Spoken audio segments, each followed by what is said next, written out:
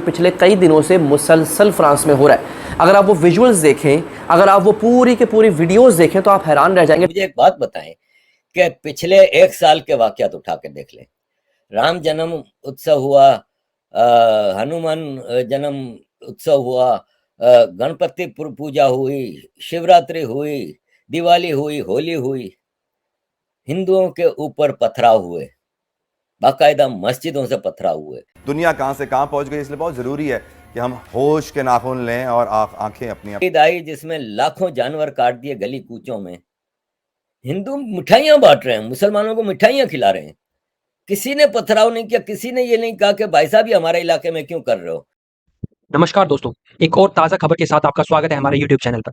एक सनसनीखेज घटना के दौरान इराक की राजधानी बगदाद में स्वीडिश दूतावास के संपूर्ण क्षेत्र में लोगों ने उत्पात मचा दिया। एक प्रदर्शन में जब एक कुरान को स्वीडन में जलाया गया तो तनाव बढ़ गया। सेल्विन मोमिका, एक स्वीडन में रहने वाले इराकी ने इस्लाम की पवित्र किताब कुरान को स्टॉकहोम के मध्य बगीचे के सामने जलाकर मुसलमान समुदाय में तहलका मचा दिया। कुरान को जलाने पर मुस्लिम बहुसंख्यक देशों ने तत्काल और मजबूत निंदा की, जबकि मुसलमानों के दिल में गुस्सा फैल गया। एक शक्तिशाली पादरी ने बगदाद में स्वीडन दूतावास के बाहर रागी प्रदर्शन का भरोसा जताया। दूतावास के बाहर का दृश्य बिल्कुल अशांति और क्रोध का था। सोशल मीडिया पर पोस्ट की गई वीडियो में दिखाई देता है कि दरअसल प्रोटेस्टर ने दूतावास के संग्रहालय में प्रवेश किया।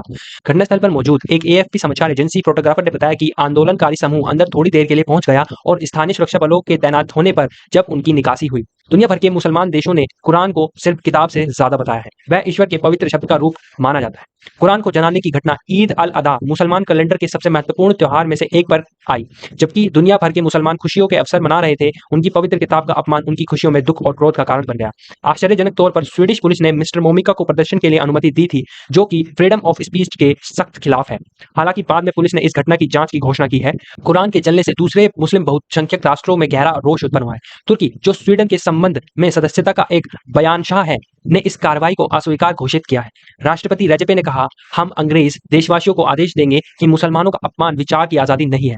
इराक, ईरान, सऊदी अरब और मिस्र सहित मध्य पूर्वी राष्ट्रों ने इस घटना को निंदनीय करार दिया है। मोरक्को और जॉर्डन ने स्टॉकहोम के राजदूत को वापस बुलाया है और मोरक्को ने रोबोट में स्वीडन के जांच डैफेर को भी बुलाया है।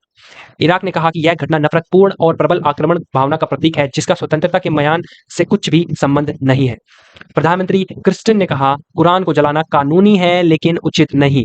हमें समझदारी, सुभागिता और परस्पर सम्मान की ओर बढ़ना आवश्यक है, ताकि इस तरह की घटनाएं एक बेहतर भविष्य के लिए सबक बन सके। हमारे साथ जुड़ने के लिए आपका धन्यवाद दोस्तों। आपसे फिर मिलेंगे, तब तक अधिक अपडेट के लिए हमसे जुड़े रहें। लाइक, शेयर, सब्सक्राइब करें। Take care. Jai Hind, Jai Shri Ram, love you all. स्टिक्स के मुताबिक नाज़रीन 500 पब्लिक बिल्डिंग्स जलाई जा चुकी हैं। 500 लोगों को गिरफ्तार किया जाता है ना, तभी ये इंसान के बच्चे बनते हैं।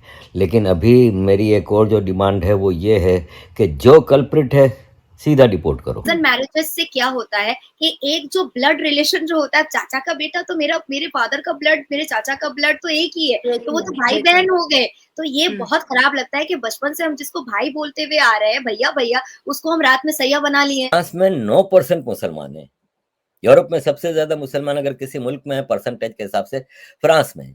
जिन्होंने इनको पनाह दी, जिन्होंने इनको एक्सेलेंट जिंदगी दी, जिसका ये अपने मुल्कों में तस्वुर नहीं कर सकते थे। जितना यूरोप में पाकिस्तानी,